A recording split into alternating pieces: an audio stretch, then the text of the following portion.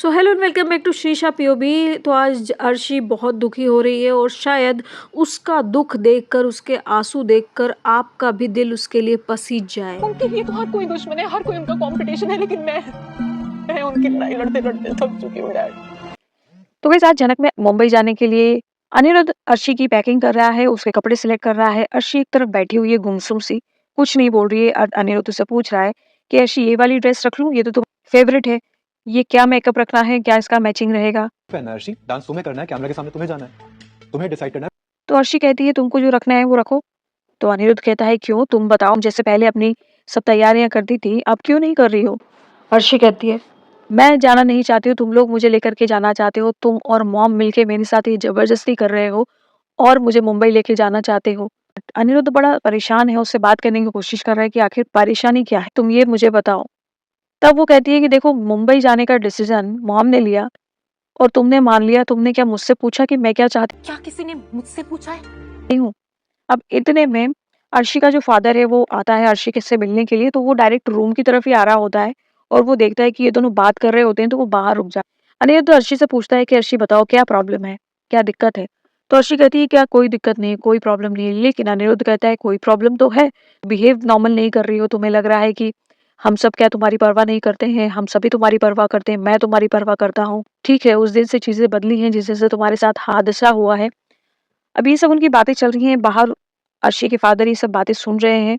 इतने में पीछे से धामी आ जाती है और धामी अर्शी के फादर को देखकर कहती है आप यहाँ। तो वो कहते हैं कि देखो मुझे अर्शी से मिलना था, तो मुझे कोई दिखा नहीं, तो मैं डायरेक्ट रूम की तरफ आ गया, लेकिन ये दोनों बच्चे बातें कर रहे हैं तो मैं कैसे अंदर जाऊं, मैं समझ नहीं पा रहा हूँ। तो धामी कहती है कि नहीं नहीं मैं समझती हूँ, और धामी कहती है कि चलो मैं अर्शी की तरफ रूम के पास ही जा रही हूँ, तो चलो मैं आपको ले चलती हूँ। लेकिन दोनों की सीरियस टॉक चल रही है, दोनों का टेंशन चल रहा है और अर्शी कहती है कि मैं नहीं रहना चाहती हूँ यहाँ पर, मैं नहीं जाना चाहती हूँ मुंबई। और इतने में दामी फिर अंदर आ ही जाती है, थोड़ा मजाक मस्ती करती है कि इस तरीके से बिहेव करते हैं कि इन लोगों ने कुछ सुना ही नहीं। और अर्शी अपने फादर को देख कर के रोने लग जाती है। उसके फादर कहते हैं कि बेटा क्या कोई प्रॉब्लम है। अर्शी कहती है नो डैड कोई प्रॉब्लम नहीं है। तो बनीरू तो कहता है कि नहीं प्रॉब्लम तो है। प्रॉब्लम ये है कि अर्शी को ये नहीं समझ में आता है कि मैं उससे कितना प्यार करता हूँ और हमारी फैमिली उससे कितना प्यार करती है। तब दामी अनिरुद्ध को इशारा करती है और कहती है कि दोनों बाप बेटी को बात करने दो, चलो तुम बाहर चलो। अनिरुद्ध कहता है आर यू श्योर दादी। तो वो कहता है हाँ, वो कहती है हाँ। अर्शी अपने पापा के गले लगती है और रोने लग जाती है और कहती है कि डैड मुझे मुंबई नहीं जाना है, प्लीज मुझे मुंबई जाने से रोक लो। मॉम ने अपनी बात मुझ पे थोप दी है और अनिरुद्ध उस बात को मान रहा है। अब मैं थक चुकी हूँ, मैं बचपन से इस तरीके से भागते दौड़ते थक चुकी हूँ। मैं बस अब रुकना चाहती हूँ।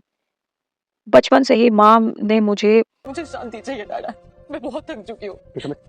ये डांस कंपटीशन वो डांस कंपटीशन करवाते करवाते मैं थक चुकी हूँ।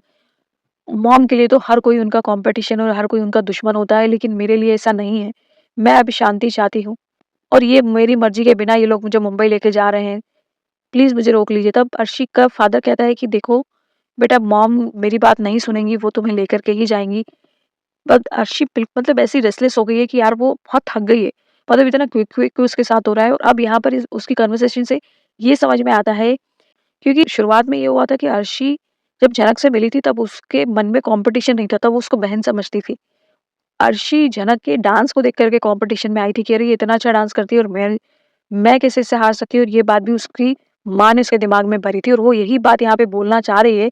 मॉम के लिए तो हर कोई कंपटीशन है, हर कोई उनके लिए दुश्मन है, लेकिन मेरे लिए ऐसा कुछ नहीं है। मैं शांति से अपना जीवन जीना चाहती हूँ। तो वर्षी के फादर बोलते हैं कि तुम क्या डांस नहीं करना चाहती हो। तो वर्षी कहती है कि मैं डांस करना चाहती हूँ, लेकिन मैं अपनी मर्जी से करना चाहती हूँ। जब मेरा दिल करे मैं तब करना चाहती हूँ। मैं किसी के प्रेशराइज करने पर, किसी के दबाव डालने पर या किसी के ऑर्डर पर मैं डांस नहीं करना चाहती हूँ। मैं रुकना चाहती हूँ, मैं इस घर में भी नहीं रहना चाहती हूँ, मुझे यहाँ से ले चलिए। तब अर्शी के फादर कहते हैं कि देखो मैं तुम्हारी मॉम से बात करूंगा, लेकिन वो अपनी जिद की पक्की है, वो इस बात को नहीं मानेगी। और ये बात दो अर्शी अपने फादर के गले लग के रोती है। बाद में प्रोमो में तो ये दिखाया गया है कि अर्शी मुंबई पहुंची हुई है, किस कंडीशन में पहुंचेगी, क्या होगा क्या नहीं होगा, कल ही पता चलने वाला है। और साथ ही साथ अर्शी वैसे भी बहुत ज्यादा डिप्रेस्ड है, बहुत अजीब सी बातें कर रही है। इसके बारे में मैंने अपने पिछले वीडियो में भी बताया था। कभी वो शादी को नहीं मानती है, कभी वो 7 फेरों को मानती है, कभी वो हनीमून को मान लेती है। तो इस तरीके की अर्शी के साथ बिहेवियर हो रहा है। वाकई में उसको आराम की ज़रूरत है, लेकिन सृष्टि मुखर्जी किसी की सुनने वाली नहीं है। खैर आदित्य कपूर ने झनक की लाइफ में प्रॉब्लम सॉल्व कर दी है। झनक को डांस कंपटीशन में आगे हिस्सा लेने के लिए परमिशन मिल गई है और उसने एक डांस नंबर परफॉर्म किया भी है। वो आप मेरे दूसरे वीडियो में देख सकते हैं। ये वीडियो अगर आपको अच्छा लगा हो तो लाइक कर देना। चैनल अभी तक सब्सक्राइब नहीं किया हो तो प्लीज़ सब्सक्राइब कर देना दोस्तों। Thank you for watching.